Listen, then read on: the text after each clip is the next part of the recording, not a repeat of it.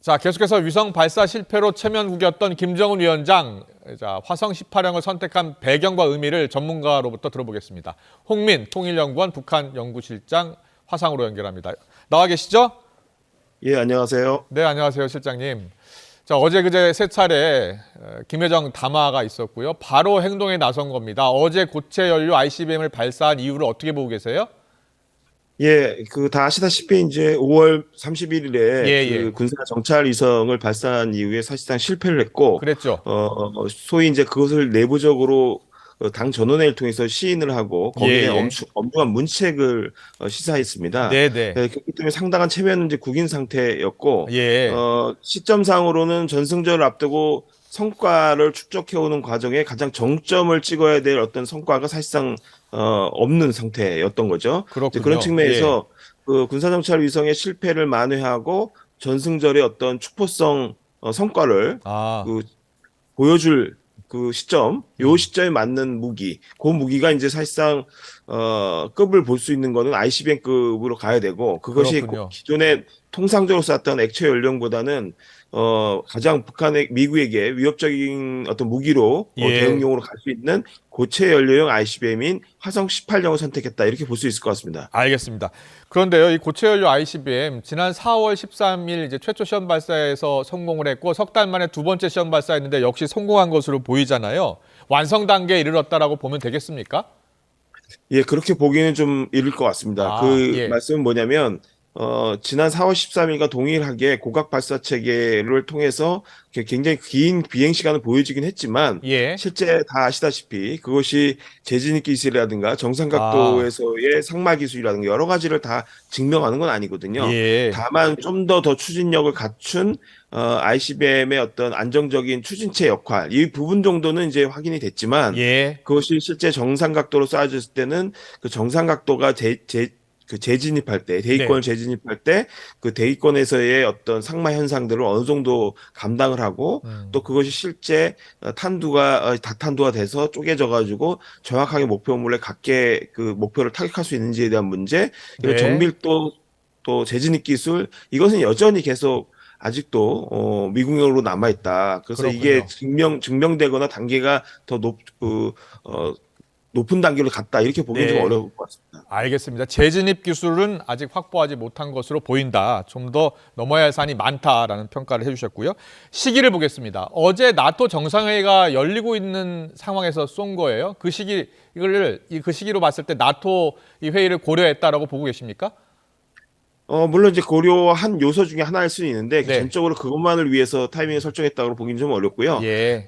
지금 이 상반기 내내 이제 한미, 한일, 한미일 또 뭐 G7까지 여러 이제 그 회담을 하면서 사실 한미일 그 안보 협력이 굉장히 강화된 상태였죠. 그래서 예. 이 그 분위기에 대해서 어떻든 북한식 대응이 이제 굉장히 필요한 시점이었다는 거. 그다음에 네.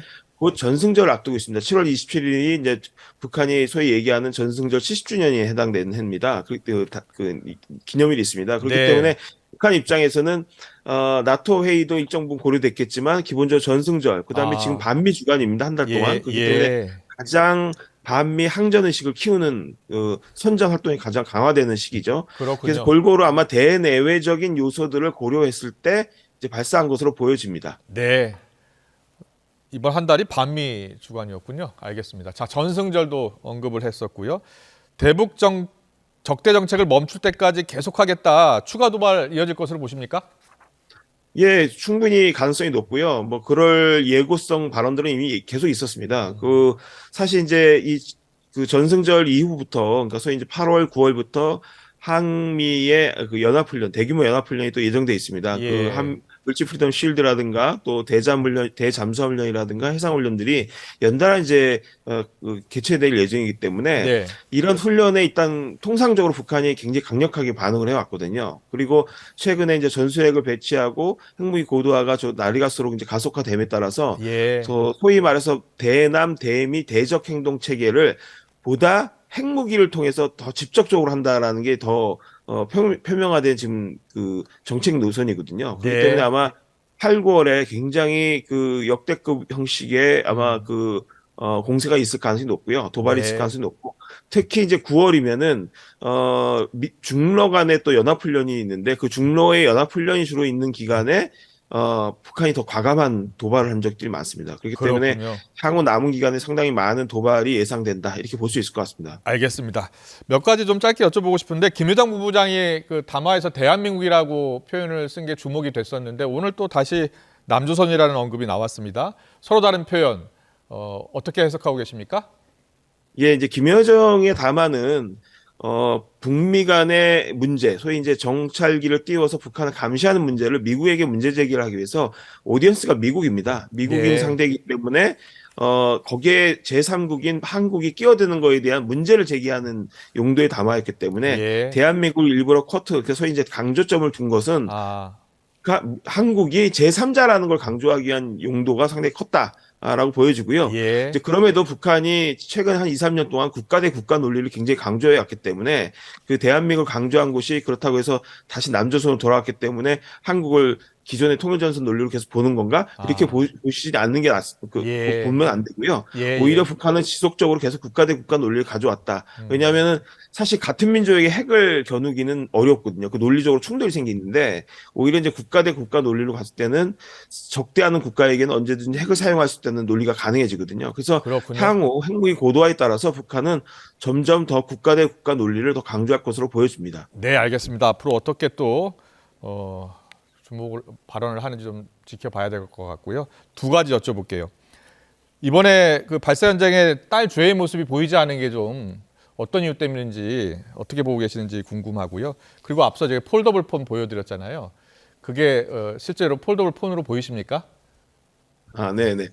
예, 그 부분에서는 별도의 이제 아마 정보당국의 분석이 좀 필요한 예, 부분으로 예. 보여지고, 그 김주혜 부분은 그렇습니다. 이제 기존에 화성 17년이나 18년 쏠 때 김주혜가 등장했던 거는 사실 진짜 실험 목적이 굉장히 강했고, 그 실험 목적에 부합하게 그것이 얼마나 이 북한 전략무기 개발사에서 중요한 그 이정표인지를 갖다가 자랑하기 위해서, 아, 자화자찬을 하기 위해서 나온 것이고, 예. 그것이 내부적인 미래 세대의 안전을 담보하는 문제라는 것을 어떻든 선전 프레임으로 만들기 위해서 이제 김주혜가 동원되는 측면이 있었다면, 네. 오늘 보도 내용을 보시면 알겠지만 철저하게 오디언스는 미국입니다. 그러니까 그렇군요. 미국에게 계속 이런 북한에 대한 대북 위협을 가하는 거에 대해서 문제를 제기하기 위한 용도로 요번 발사를 했다는 걸 명백히 밝히고 있습니다. 특히 압도적 대응 의지, 물리적 힘의 실체를 꼭 보여주겠다, 이렇게 이제 강조를 했거든요. 예. 그렇기 때문에 오디언스가 미국이란 측면에서 미래 세대를 강조하는 기존의 실험에 김주혜가 왔던 것과 달리 이번에는